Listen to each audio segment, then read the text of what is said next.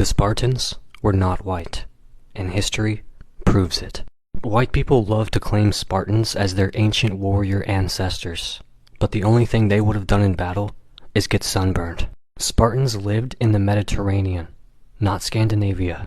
They had trade, religious, and military ties to Africa and the Middle East. They were described as dark-skinned by their own contemporaries. They did not look like the cast of 300 because that was a movie, not a documentary. Even other Greeks thought they were weird, which is saying something. At some point, we have to ask, if Spartans were truly white, why does history keep making that idea look ridiculous? Sparta was in the Mediterranean, not the Arctic Circle.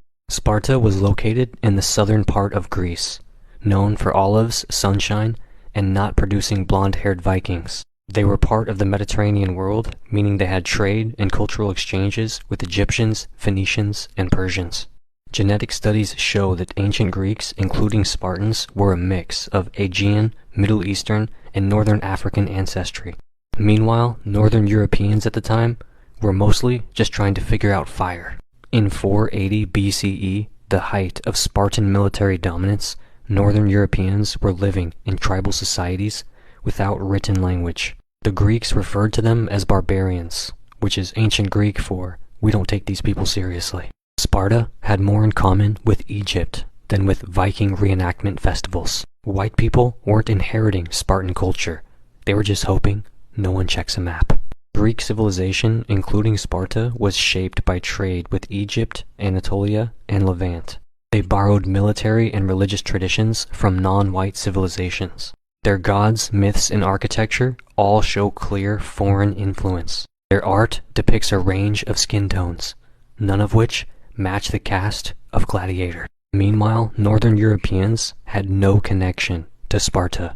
Spartans never fought alongside Germanic tribes or Celtic warriors. They didn't sail to Scandinavia to teach them about democracy. No Spartan ever carved "We are white" into a marble column. White people weren't shaping Spartan history. They were just inserting themselves into it centuries later. Greek sculptures and pottery depict Spartans with dark or olive skin. Greek writers described them as tough, rugged, and militaristic, not pale, blonde, and delicate. They wore hairstyles and clothing similar to their North African and Middle Eastern neighbors. At no point did anyone in ancient Greece say, "Wow, these guys remind me of Norwegians." Meanwhile, Northern Europeans looked like this at the time.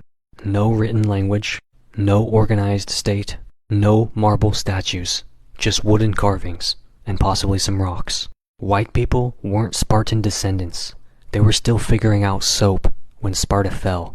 The movie 300 falsely portrayed Spartans as a gym bro fantasy instead of actual warriors. They didn't fight in leather underwear. They wore armor. See, I didn't laugh. They weren't all jacked like fitness influencers. They were malnourished by modern standards. They were real people, not an Abercrombie ad with swords. They lived in a rigid, militarized state where children were raised more by the government than by their families. They weren't fighting for freedom.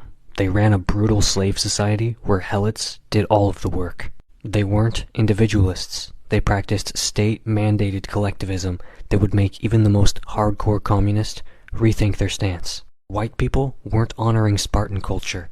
They were rewriting it to try to make themselves look cool. White nationalists cling to Sparta because they have no ancient civilizations of their own. They needed a European warrior society to idolize, and Rome was a bit too multicultural for their taste. They ignore the parts of Sparta that don't fit their ideology, like their reliance on enslaved labor. They cherry-pick Spartan militarism while ignoring their actual political structure. They turn a historically multi-ethnic society into a white nationalist fairy tale. Meanwhile, the real Spartans had no interest in racial purity. They fought alongside non-Greeks when it suited them. They weren't writing "Save Western Civilization" in their battle speeches. They collapsed because their rigid social structures made them completely inflexible. White nationalists weren't inspired by Sparta. They were desperate for a past that doesn't include medieval mud huts. If the Spartans were truly white, why does all historical evidence say the exact opposite? Cope.